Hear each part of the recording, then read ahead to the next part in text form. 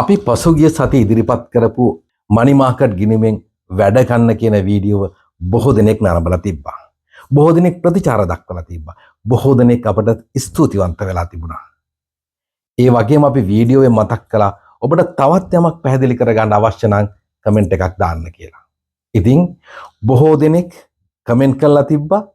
බොහෝ දෙනෙකුට තවත් අතිරේක ප්‍රශ්න තිබ්බා. ඉතින් අපි පොරොන්දු වෙච්ච පරිදිම අපි කල්පනා කළා ඒවට පිළිතුරු දෙන්නට. ඔබ අහපු ප්‍රශ්න එකින් එක පිළිතුරු දෙනවා වෙනුවට අපි ඒ ප්‍රශ්න සියල්ලම අධ්‍යයනය කරලා ඒවට පිළිතුරු ලැබෙන පරිදි මේ වීඩියෝ ඉදිරිපත් කරන්න කල්පනා කළා.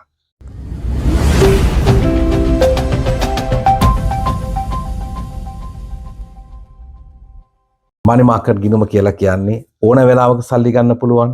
නමුත් ස්ථාවර තැන්පතු ගිණුමට වඩා තරමක් පොලි අනුපාතය අඩු, ඉතිරි කිරීමේ ගිණුමට වඩා තරමක් පොලි අනුපාතය වැඩි බැංකුවල මූල ආයතනවල තියෙන ගිණුම් විශේෂයක්. මේ ගිණුමට අදාළව අවදානම කොහොමද කියන එක. මේ ගිණුමත් සාමාන්‍ය වාණිජ්‍ය බැංකුවක මූල්‍ය සමාගමක තියෙන ගිණුමක්. මේ ගිණුමට කියලා මනි මාකට් account එකට කියලා විශේෂ අවදානම වැඩිවීමක් සිදුවන්නේ නැහැ. ඒ බැංකුවේ තියෙන ස්ථාවර තැන්පතුවට ඉතිරි කිරීමේ ගිණුමට තියෙන අවදානමම තමයි මේකටත් තියෙන්නේ.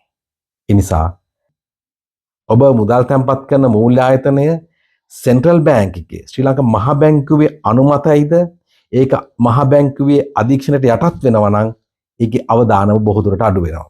ලංකාවේ වාණිජ්‍ය බැංකුවල තියෙනවා නම් මේ අවදානම බොහෝ දුරට අඩුයි.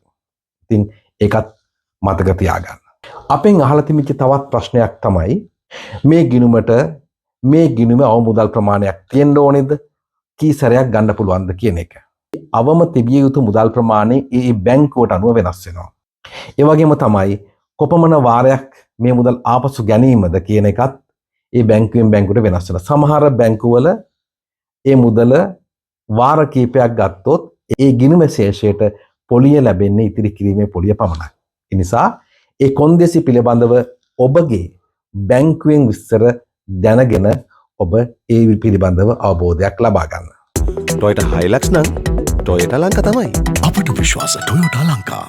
අපෙන් අහලා තිබෙන තවත් ප්‍රශ්නයක් තමයි මේ ගිණුම ස්ථාවර තැන්පතු ගිණුමක්ද මනි මාකට් ගිණුමක්ද වඩාත් හොඳ කියලා. ඒක තීරණය කරන්න ඕනේ ඔබ. ඔබගේ මුදල් ස්ථිර කාලයකට වැඩි කාලයක් තියන්න පුළුවන් නම් වඩාත්ම සුදුසු වන්නේ ස්ථාවර තැන්පතුවක්. ඇයි? මනි මාකට් ගිණුමට හම්බ වෙන්න පොලි ස්ථාවර තැන්පතුවට වඩා අඩුයි. ඔබ දන්නේ නැත්නම් ඔබට මේ මුදල නැවත කවද අවශ්‍ය වෙයිද කියලා අවිනිශ්චිතතාවයක් තියෙනවා නම් මේ මුදල මනි මාකට් account එක ඔබට තියලා තියන්න පුළුවන්. මතක තබා ගන්න ඕනේ මේ වෙනකොට ස්ථාවර තැන්පතු වලටත් ලැබෙන පොලි ඉතාමත්ම අඩුයි. තවත් අහලා තිබිච්ච ප්‍රශ්නයක් තමයි ඒගොල්ලෝ අහපු බැංකුවල මේ ගිණුම නැහැ කියන එක. මනි මාකට් account එක කියන නමින්ම මේ ගිණුම නොතිබෙන්න පුළුවන්. හැබැයි මේ ගිණුමට සමාන ස්වරූපයක් තියෙන ඒ කියන්නේ සල්ලි ඕන වෙලාවක ගන්න පුළුවන් පොලිය තරමක් වැඩි ගිණුම් තියෙන්න පුළුවන් වෙනත් නම් වලින්. උදාහරණයක් විදිහට රාජ්‍ය බැංකුවල තියෙනවා short term ස්ථාවර තැන්පතු. ඒ කියන්නේ දවස් 7කින් කල් පිරෙන ස්ථාවර තැන්පතු තියෙන්න පුළුවන්. මේ ගිණුමට බොහෝ දුරට සමානයි. ඊටාත්ම කෙටි කාලෙකින් කල් පිරෙනවා. ඒ සාමාන්‍ය ස්ථාවර තැන්පතුකට පොලිය අනුපාතය අඩුයි. නමුත් සේවිංස් account එකට වඩා වැඩි. ඒ වගේ ගිණුම් තියෙන්න පුළුවන්. ඒ නිසා ඔබ බැංකුවෙන් ඇහුවොත් මනි මාකට් account එකක් තියෙනවද කියලා නැහැ කියලා කිව්වොත් අහන්න. ඒ හා සමාන ස්වරූපයේ වෙනත් ගිණුම් වර්ගයක් තියෙනවද කියලා. ඒ අනුව ඔබට ඒක සුදුසුයි නම් ඔබේ අවශ්‍යතාවයට සුදුසුයි නම් ඒ ගිණුමක් ඔබට විවෘත කර ගැනීමේ හැකියාව තිබෙනවා.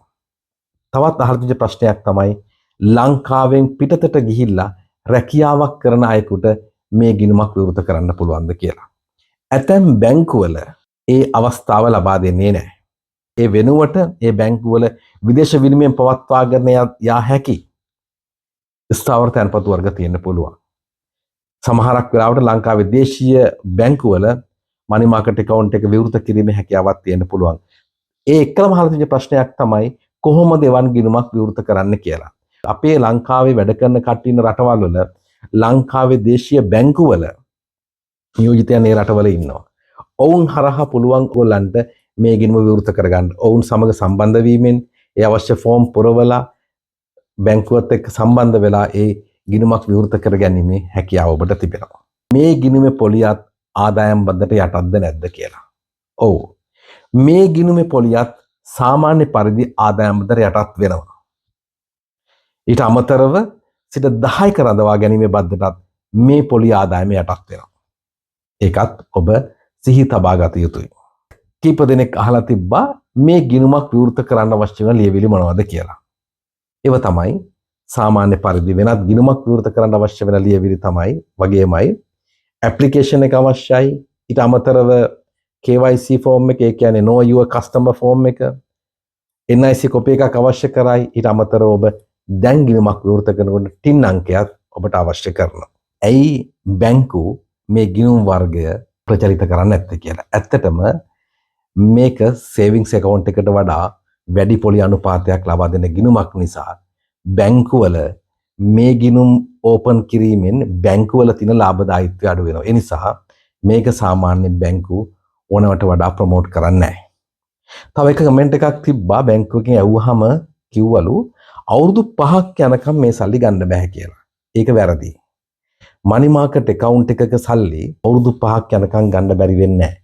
එහෙමනම් ඒක ස්ථාවර තැන්පතුවක්. ඔබ අහපු ප්‍රශ්න බොහොමයකට අපට පිළිතුරු දෙන්න සූදානම් වුණා මේ කෙටි වීඩියෝවෙන්.